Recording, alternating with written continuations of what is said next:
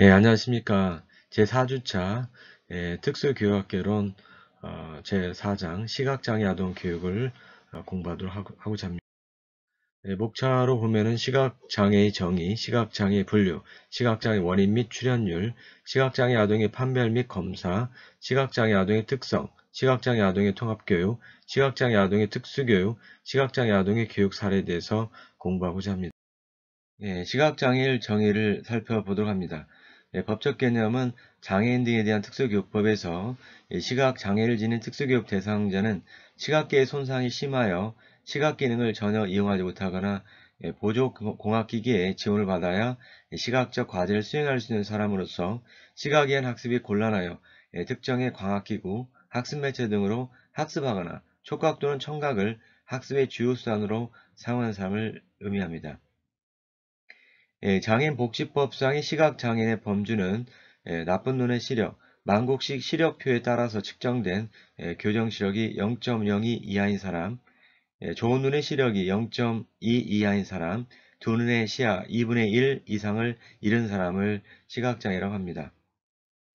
저시력은 보조기구나 물리적인 확대 및 수정을 통하여서도 시각적 과제 수행이 어려운 사람을 저시력자라고 이렇게 봅니다. 다음에는 시각 인식의 메커니즘과 눈의 구조가 그림으로 잘 설명이 되어 있습니다.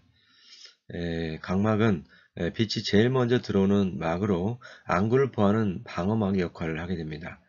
동공은 빛이 들어오는 통로로 주위가 밝아지면 동공이 작아지고, 홍채는 이제 각막과 수정체 사이에 위치한 고리 모양의 막을 홍채라고 합니다. 수정체는 양면이 볼록한 모양의 투명한 조직으로 홍채 뒤에 위치하여 각막과 함께 눈에 주된 굴절 기관으로서 역할을 합니다. 다음이 유리체는 이제 수정체 후방에 위치한 투명하고 젤리 같은 조직으로 넓은 안구의 내강을 채워서 안구의 형태를 유지하고 빛을 통과하는 기능을 갖게 됩니다. 망막은 얕고 투명한 막으로 안구 뒤쪽 3분의 2를 덮고 있는 투명한 신경 조직으로 빛을 감지하는 시각세포가 넓게 퍼져 있고 눈으로 들어온 빛이 최종적으로 도달하는 곳입니다. 따라 빛이 들어오면 이제 각막과 동공, 수정체, 유리체, 망막, 시신경을 통해서 대뇌에 전달되는 경로를 알 수가 있겠습니다. 한국통합교육학교의 시각장애 분류체계를 살펴보고자 합니다. 첫 번째, 장애 정도에 따른 이제 분류체계인데요. 정상시력 근접 진단, 교정렌즈나 이끼 보조기를 통해서 정상시력에 근접하는 유형, 또 중증도 기능장애 집단인데요. 특수한 보조기기나 조명이 필요한 이런 유형이 있습니다. 세 번 중심시야 감소 집단, 이건 법적인 맹인이고요. 또 기능적 시력이 낮아서 중심 시력이 낮을 가능성이 있는 집단, 이 경우에는 시야 손실이 현저하고 신체적 적응 문제가 따르겠습니다. 두 번째 분류는 이제 장애 발생 시기에 따른 분류로서 선천적 시각장애와 후천적 시각장애로 분류해 볼 수. 세 번째 형태는 교육상의 분류인데요. 중증도, 고도, 최고도입니다.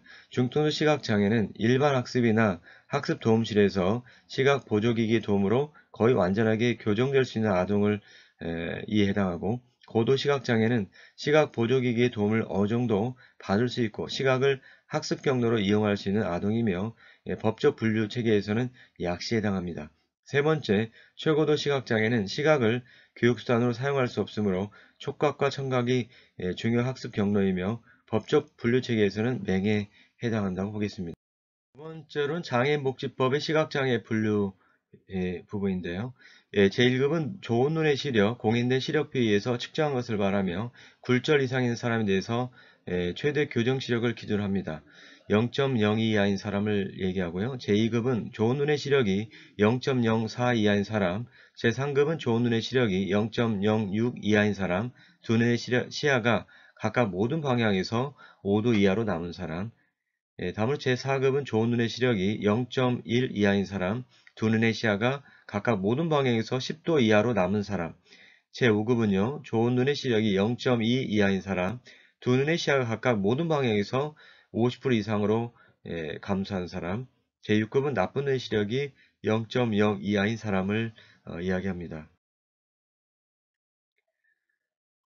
그 다음에 세계보건기구 WHO의 시각장애 정도별 분류와 과제 수행 수준을 살펴보고자 합니다. 우리 표 4-1에 나와 있는데요.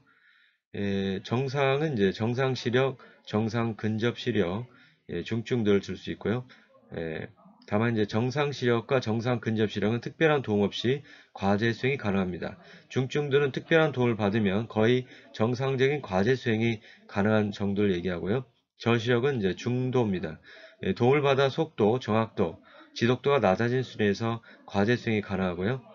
또 맹의 경우에는 최중도와 실명 근접 시력, 맹실명을 들 수 있습니다. 최중도는 시각 과제에 전반적으로 어려움이 있고 아주 섬세함이 요구되는 과제 수행이 불가합니다. 실명 근접 시력과 맹 실명은 시력에 의존할 수 없고 기본적으로 다른 감각에 의존합니다. 시력이 전혀 없고 오로지 다른 감각에 의존하는 정도를 의미합니다. 다음은 시각장애의 원인 및 출현율을 살펴보면요. 국가건강정보센터에 제시하는 의학정보의 시각장애 원인은 굴절 이상 및 백내장과 녹내장을 들 수가 있습니다. 굴절 이상은 아동에게 가장 흔히 발생하는 이상으로 근시, 원시, 난시를 말합니다. 또한 근육 기능 이상으로 인해서 안구 진탕증과 사시를 초래할 수 있으며 인큐베이터에서 지나친 산소 공급과 간질이 시각장애를 가져온다고 보여집니다. 시각장애 발병 원인을 보면은 다음과 같이 선천적 원인, 출생시 원인, 후천적 원인에서 질환과 사고로 인한 경우, 원인 불명인 경우로 나누고 있습니다. 한번 살펴보시면 좋겠습니다. 두 번째 시각장애 원인별 시력 특성입니다. 시각장애는 의학의 발달로 수술에서 시력을 회복하기도 하지만 아직까지는 의학적으로 해결하기 어려운 시각장애가 많이 있기 때문에 각 원인별로 예측되는 결과 및 시력을 알고 이에 대한 적절한 교육적 조치를 취하는 것이 중요하다고 생각합니다. 표 4-3에서 나온 것처럼 신체적 특성과 예측된 결과 및 실형을 살펴보면 다음과 같습니다. 백내장은 수정체 불투명이나 혼탁 현상을 빚고요. 손상이나 외상의 원인인 약물, 영양실조 또는 임신 중에 풍진, 노화, 눈질환이 예상이 됩니다.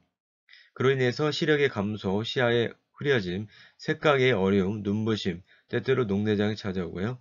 무홍체는 전체적이거나 부분적인 홍채의 결함을 의미합니다. 또는 유전적인 원인으로서 일반적으로 보통 염색체의 우성 질환이나 보통 염색체 열성 질환으로 나타날 수가 있습니다. 이로 인해서 시력의 감소, 눈부심, 홍채가 부재한 부분의 시야 손실, 백내장과 녹내장이 수반되는 경우가 많고요. 조명의 상태와 눈부심이 시력에 영향을 줍니다. 다음으로 사시는 한쪽 눈을 사용하는 아동의 경우 사용하지 않는 한쪽 눈의 시력이 기능적으로 감퇴하는 경우를 들 수 있습니다. 질병이나 사시, 비균 등 굴절 이상이나 각막이나 수정체의 혼탁으로부터 발생합니다. 다만 심한 시지각 결함, 한쪽 눈의 실명으로 발전될 수도 있습니다. 그 다음에 이제 백색증이 있습니다. 전체 또는 부분적인 색소의 결함, 피부색으로 나타나지 않은 경우도 있고요. 태양빛에 노출되는 것에 의해서 민감할 수가 있습니다. 이로 인해서 시력의 감퇴, 광성 공포, 높은 굴절 이상, 난시, 눈부심, 중심의 황반과 사시 현상이 나타납니다. 다음은 녹내장인데요. 시신경에 이상이 생겨서 시야 결손이 나타나는 질환입니다. 안압이 높아서 발생되는 경우 또는 이제 시신경으로 가는 혈액순환이 잘 안되거나 유전자 이상 등을 줄 수 있습니다. 이로 인해서 시야가 좁아지고 또 방치하면 실명에 이르게 됩니다. 또한 이제 색약과 생맥 현상인데요. 추체의 기형, 황반 결핍, 부분적 혹은 전체적인 추체의 부재, 또 유전적인 원인으로서 X염색체와 관련 또는 망막 질환이나 중독에서 기인합니다. 이로 인해서 색 변별에 어려움을 겪게 되고요. 광선 공포, 안구 진탕, 황반 결핍, 중심 부분에 맹점 현상이 나타납니다. 다음은 이제 황반 변성이 있습니다. 진행되거나 약화된 망막 주체의 중심 부분의 손상에 영향을 미치고요. 중심시야 영향, 광선공포, 낮은 색각 능력, 일반적인 말초 시각 현상을 빚게 됩니다. 망막 박리의 경우에는 망막의 일부분이 위축되어서 떨어지거나 떨어진 망막은 짧은 시간 내에 재부착이 가능하고요. 당뇨병, 머리의 충격, 외상, 퇴행성 근시 때문에 발생합니다. 이로 인해서 시각의 손상, 흐려지는 시각, 맹점, 황반 중심 시력의 손상 가능성, 잔존 시력이 있을 때 종종 발생되는 근시와 사시 현상을 빚게 됩니다. 또 망막 박리가 중앙 부분에서 일어났을 때는 황색 변성증이 발생 가능합니다. 또 근시의 경우에는 망막 앞에 초점이 맺히는 현상을 빚게 되고요. 가까운 곳이 잘 보이고 먼 곳이 잘 보이지 않습니다. 원시의 경우에는 망막대에 초점이 맺히는 현상을 맺게 되고요. 먼 곳이 잘 보이고 가까운 곳이 잘 안 보이는 현상을 초래합니다.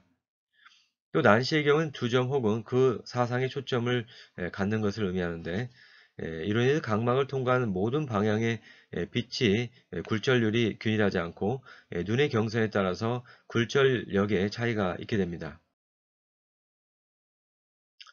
그렇다면 시각장애 원인 및 출현율을 살펴보면요.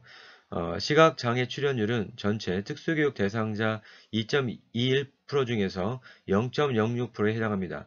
교육부 특수교육 연차보고서에 의하면 2016년 4월 기준으로 시각장애로 선정되어서 특수교육 서비스를 받는 아동은 2035명으로 전체 특수교육 대상자의 2.3%에 이릅니다. 다음으로 시각장애 원인별 교육적 조치를 보면은 교재 표 4-5를 참고해 주기 바랍니다.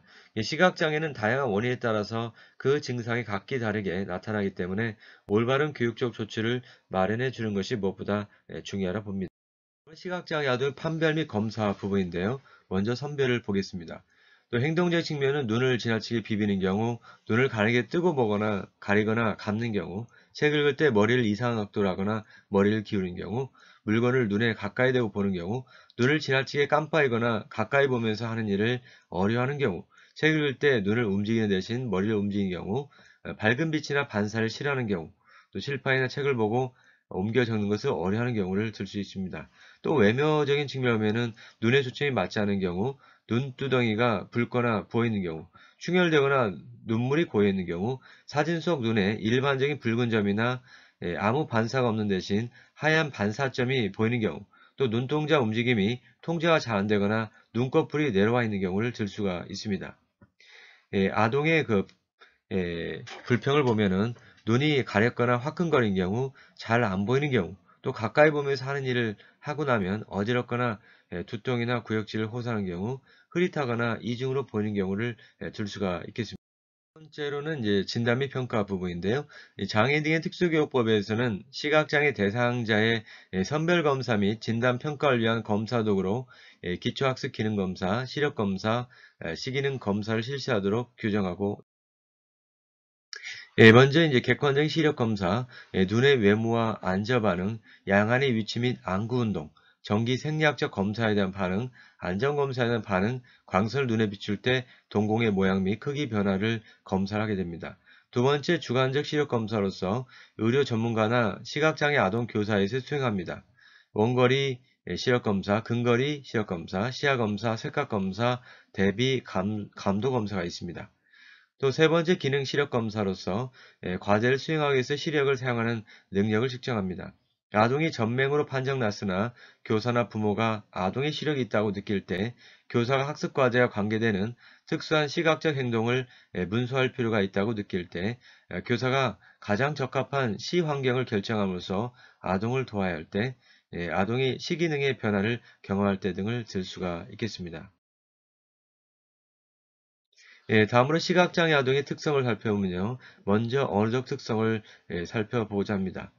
자기중심적인 언어를 많이 사용하며 지나치게 말을 많이 하는 경향이 있는 경우, 또 다른 사람과의 의사소통에서 언어 말의 속도가 평균적으로 정한 아동보다 평균적으로 느린 경우, 또 사람이나 구체적인 사물에 대한 내용을 상세하게 표현하지 않고 자신에게 별 의미가 없는 단어를 사용하는 장황한 언어로 표현하는 경우, 또 시각장애로 인해서 비언어적 의사소통의 수단인 몸짓, 표정을 덜 사용하는 경우, 또 저음 발음에 있어서 입술 주변 근육의 움직임이 작으며 억양의 변화가 적은 경우, 시각적 경험의 결핍으로 인한 과도적 표현으로 독특한 추상적인 언어를 사용하는 경우를 알 수가 있습니다. 두 번째로는 인지학업적 특성을 살펴보고자 합니다. 먼저 인지적 특성입니다. 시각장애 아동의 인지능력 특성 역시 정한 일반 아동과는 큰 차이는 없지만 환경적 경험의 부족으로 지적 능력이 인지 발달에 영향을 주며 사실에 대한 지식을 가지고 있으나 통합 능력이 부족하고 추상적 문제 접근을 구체적 수준에서 해결하는 경향을 보이고 있습니다. 두 번째 학업적 특성을 살펴보면요. 시각장애 아동은 정한 아동에 비해서 학업 성취가 다소 뒤지며 학습장애 아동의 학업 성취와 유사합니다. 그리고 시각장애 아동은 상대적으로 경험에 제약을 많이 받기 때문에 정한 아동만큼 읽기 과제를 통해서 정보를 파악하지 못하는 특성을 갖게 됩니다. 세 번째는 사회 정서적 특성을 살펴보면요. 시각장애 아동은 1차적인 장애 문제로 인해서 2차적인 사회 정서 발달에 영향을 받게 됩니다. 자신의 신체를 볼 수 없기 때문에 신체상을 제대로 형성하기 어려워 자아에 대한 왜곡된 태도를 형성하게 됩니다. 또래와의 관계 형성에 필요한 사회적 기술을 어려워하고 수동적이고 소극적이며 조용한 성향을 지니게 됩니다. 네 번째로 방향 감각과 신체 운동 특성인데요. 첫 번째 방향 감각과 이동 기술 특성입니다. 시각장애 아동은 시각적인 제약 때문에 이동 시 과거 경험한 신체 부딪힘의 상해로부터 위험성과 두려움을 느껴서 본능적으로 자신을 보호하기 위해서 움직임을 제한하게 됩니다. 두 번째 신체 운동 특성을 살펴보면요. 신체 움직임은 몸을 흔들고 머리를 내저으며 눈을 비비는 등 사회적으로 부적절한 행동을 하는 경우가 있습니다. 다음으로 시각장애 아동의 통합교육 부문입니다. 먼저 일반 학급 교사의 준비 부분인데요. 점자 읽기 준비도, 시지각, 이동성 및 사회적 발달 등에 대한 평가, 점자 읽기, 점자 수학 및 기타 교과목의 프로그램의 설계와 지도, 신체 자립 기능에 대한 계획과 지도, 아동에게 알맞은 학습 자료 적용시키기, 시각 보조기기와 전자식 읽기기의 사용법 지도, 교육자의 역할 및 옹호자, 해설가, 상담가의 역할하기, 순회 지도 및 학습 도움실 프로그램 개발, 부모와 일반 교사에 대한 상담과 중재 역할을 하게 됩니다. 다음으로 두 번째는 일반 학급 또래들의 준비사항인데요. 시력장애, 광학기기, 점자 등에 대해서 설명을 가지고 저시력 아동이나 맹아동에 대한 느낌을 이해하기도 하는 경우, 또 시각 및 시력의 어려움을 나타내는 특성을 간접 경험해보고 저시력 또는 맹아동이나 어른을 학급에 초대해서 그들과 접할 수 있는 기회를 제공해 줍니다. 또 시력 장애를 주제로 쓰인 책을 비치하도록 읽도록 합니다. 다음으로 교실 환경의 준비사항인데요. 우리 교재 113쪽을 참고하기 바랍니다. 자리 위치나 자료의 확대, 그림의 단수나 색상 대비 제시, 조명 밝기 조정 등을 이루어야 합니다. 네 번째 통합교육의 교수 지침 사항입니다. 일반 학급의 시각장애 아동을 위한 교수 방법 수정은 아동의 개인적인 필요와 능력에 따라서 수정의 정도가 달라질 수가 있게 됩니다. 많은 경우에서 시각 장애로 인해서 인쇄물을 보지 못하는 문제를 해결하기 위해서 점자 및 녹음 자료를 사용해야 하며 저시력 아동을 위해서 확대 자료를 제작하는 등 대안적인 교수 자료의 활용이 필요합니다. 이외에도 시각장애 아동의 특성을 고려하여 가능한 또래들과 동일한 교육 경험을 제공하기 위한 노력이 요구됩니다. 교사는 시각장애 아동이 사용할 수 있는 다양한 보조기기에 대한 지식도 숙지해서 적절히 지도할 수 있어야 합니다. 시각장애 아동 특수교육 부분입니다. 먼저 점자 교육인데요. 이 한글 점자는 6점을 구성되고 왼쪽 위에서 아래로 1, 2, 3점, 오른쪽 위에서 아래로 4, 5점의 번호를 붙여서 사용하게 됩니다. 그리고 6개의 점을 조합하여 64개의 점형을 만들게 되는데요. 점자는 왼쪽에서 오른쪽으로 읽어야 하며 점자를 찍을 때는 반대로 오른쪽에서 왼쪽으로 찍게 됩니다.